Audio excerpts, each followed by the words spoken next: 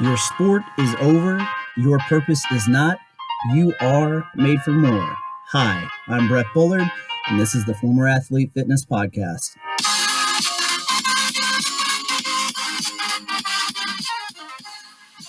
What is going on, guys? Super excited about today. It's episode 3. So, what's really special about today is that this is the first episode where we have a special guest. Special guest today is Tony Gaston. So me and Tony go pretty far back. This is a former teammate of mine from my baseball team in high school, Northwood Academy. And Tony was a hell of an athlete, hell of a guy, still is a hell of a guy. And I'm just honored to have him today. So, Tony, how's it going, brother? It's going really well. Glad to be here. Thanks, Brett. Yeah, man. So, guys, Tony has an awesome story of just how to overcome, not just in sports, but you're going to find out here pretty soon just a little bit about his story and how he's overcome things in his post-sport life, adult life. So, Tony, just to kind of share with us real quick, what is your background in sports? So I grew up and played baseball, basketball, and football year-round. I never got a chance to play soccer. I did get a chance to coach my son in soccer, so that was kind of cool. My son's name's Cameron. But anyhow, I've always played sports. Sports was kind of my outlet, and that's kind of where I found my peace. Cool. So, how would you describe, I mean, I can sit here and, describe you as an athlete, but, how would you describe yourself as an athlete in high school? Raw talent, undisciplined. I loved the games. I hated the practices. I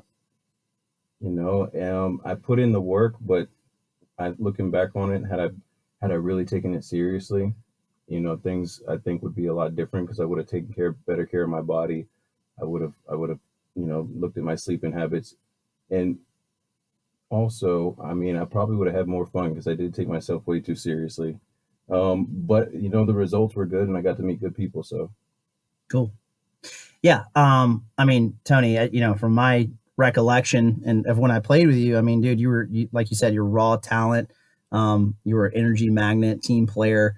You had me fooled. I thought you were working all the time, man. I wish that was the case, but it was not. That's all right, dude. Well, you still helped us out and took us far, man. So it was an honor playing with you. It's an honor having you here. I kind of want to talk about post sports, man. So, I know you played in high school with me. You played football, you played basketball, you played baseball. From my recollection, you went to Charleston Southern University and you were going to play some ball there, correct? Correct. I did. I went for 1 year, and I had an injury in high school that kind of started bothering me, and so that kind of, came back up at that point. So, unfortunately, I didn't get to proceed with it. But I did. I practiced. I went to study hall. I would wake up at 4, go work out, until 6, then wide receivers meetings from 6 to 7, and breakfast, and then class from 8 to 2, and then practice from 2 to 6, and then study hall from 6 to 9. I did that Monday through Saturday. I just didn't actually stay there long enough to get into the season. Did you see that coming out of high school? Like, did you think that like during your freshman year or after your freshman year of college that would be the end of your sports days? No.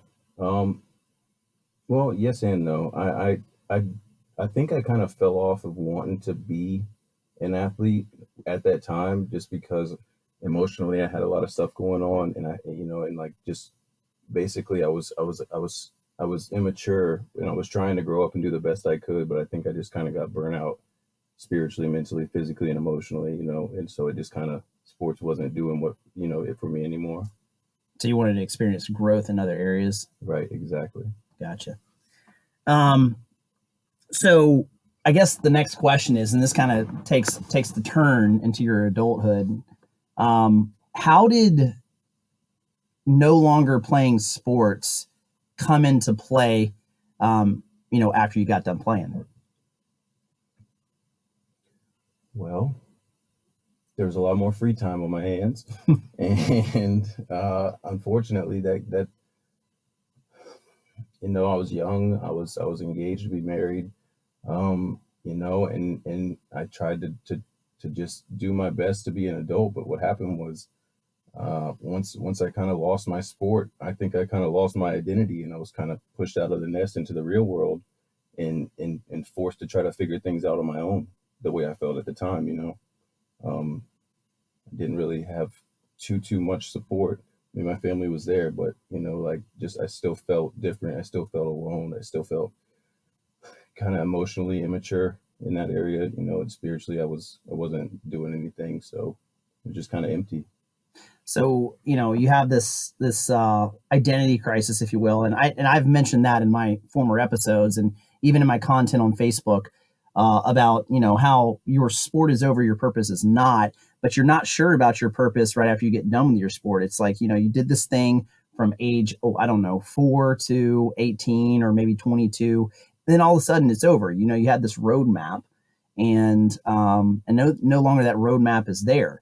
So, what were some things that you tried to do, to fill the void of, your sport?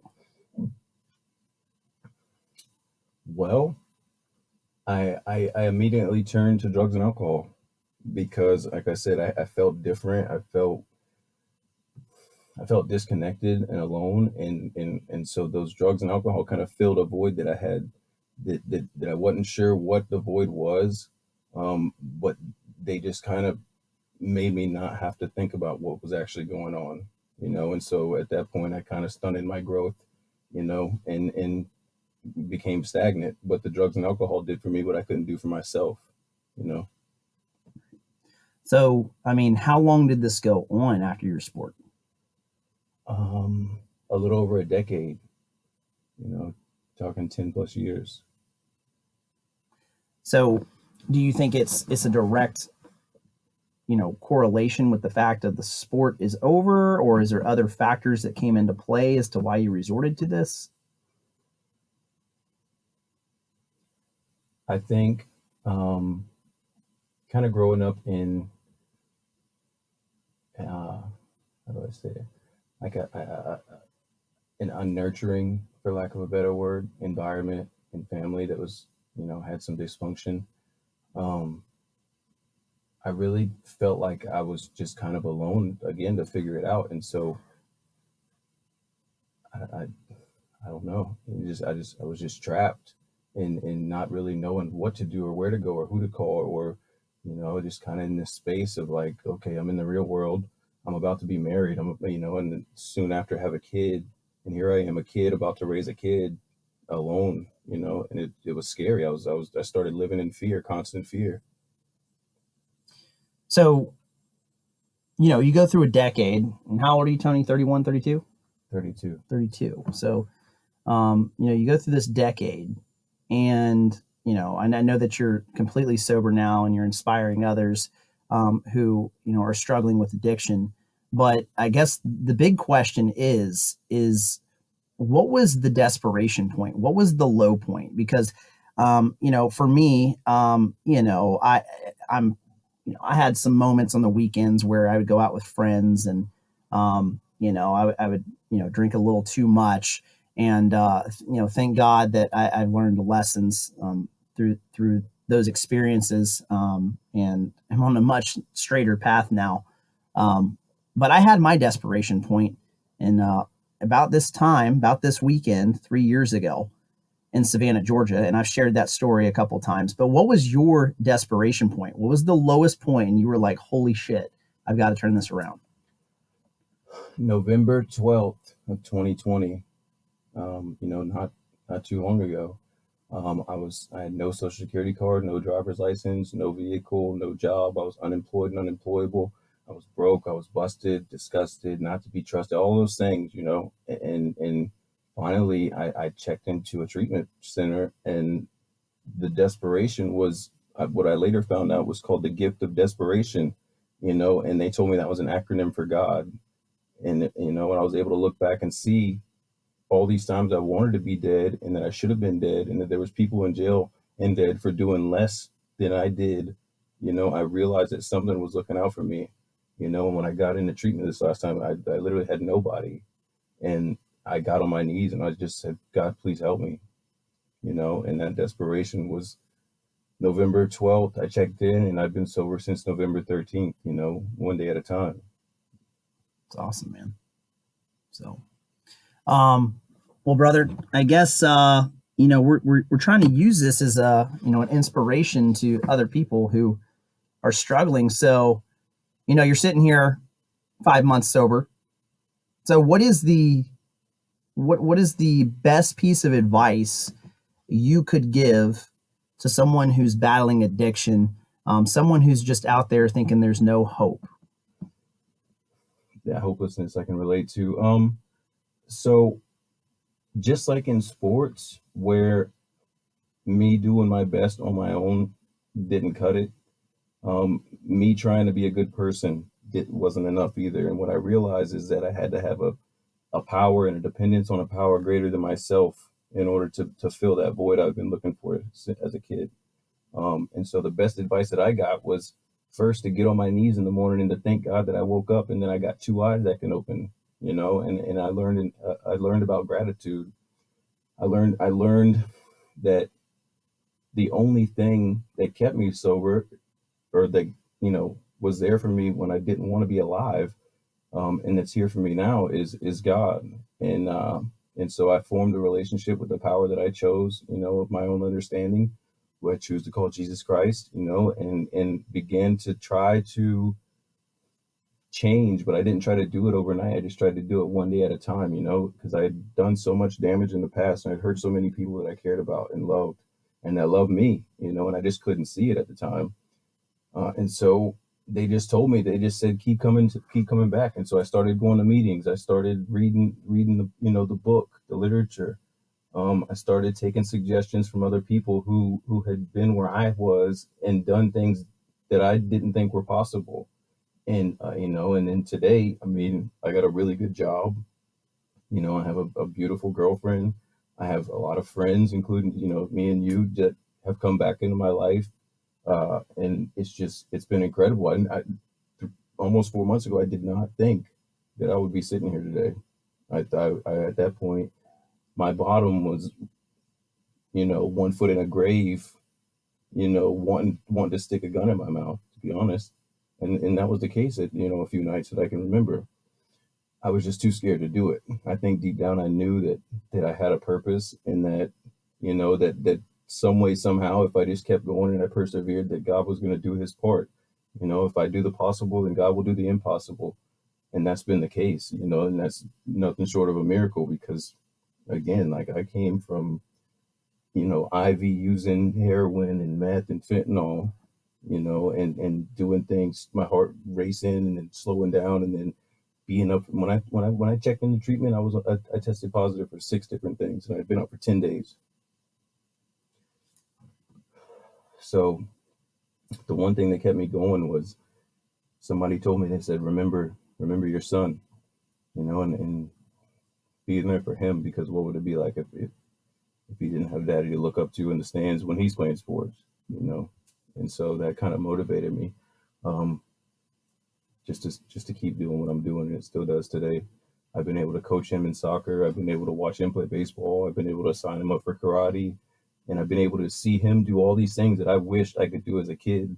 But more importantly, that he gets to see his dad when he's at these functions, and look up in the stands and see me there, and then I can be present, because I spent Christmas, New Year's, Thanksgiving, Halloween in treatment alone, for 3 straight years, where I couldn't buy him gifts. I couldn't see him dress up because of my addiction. So, just that separation from God really, really, really, really kept me, and it almost killed me. And so I have to depend on God, and that's just what I do every day now, and I'm very grateful for that. Wow. Well, it's my final question for you, Tony. So everybody has a different journey, and everybody has different experiences. And, the slogan here is, your sport is over, your purpose is not. that could mean one thing to me. That could mean, one thing to somebody listening. What does your sport is over, your purpose is not mean to you?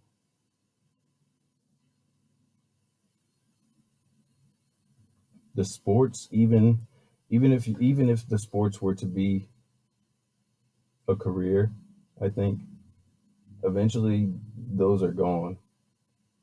And to me, it means like there's something greater to me to be remembered for in your life than statistics, because I feel like statistics are a very narrow way to measure who someone is, and not saying that that's a good or bad thing, but for me, my purpose now is to make sure that the next person doesn't have to sleep behind the dumpster, and that, doesn't have to go through the things that I put myself through, you know, and play the blame game and play the victim. They don't have to do that kind of shit, So it just, to me, my purpose now is to use my experience and to use the things that I've made it through to so that there's a possibility that someone else doesn't have to go through it. Wow. Well, Tony, I appreciate you being on and being so transparent today. So guys, I hope this was of extreme value to you. There's nothing better than a story, and the story of the story of Tony Gaston is remarkable. The fact that he's still here, and I've seen Tony in his journey, and this journey goes far beyond, just the past 5 months. This journey goes, like he said earlier, in a decade. And Tony's still with us, and that's inspiring. So, for anybody who's listening, if you or anyone you know is battling addiction, please seek help or encourage your significant other, your friend, your family to seek help.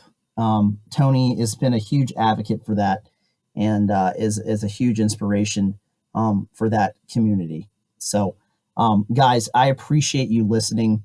We'll continue to bring you value each week, and we'll continue to bring guests on to share their stories. Guys, remember, your sport is over, your purpose is not. You are made for more. Please go follow us on The Former Athlete Fitness, and that is on Instagram. That is our handle, at The Former Athlete Fitness. Also, you can catch us on Facebook, TFA Fitness - The Former Athlete Fitness. And of course, our podcast is currently on YouTube. You can find us, The Former Athlete Fitness, by a simple YouTube search. If you're interested, we also have gear, and we have also a free community on Facebook and free workouts as well inside of that Facebook group. That link is in the bio on our Instagram. Guys, your sport is over. Your purpose is not.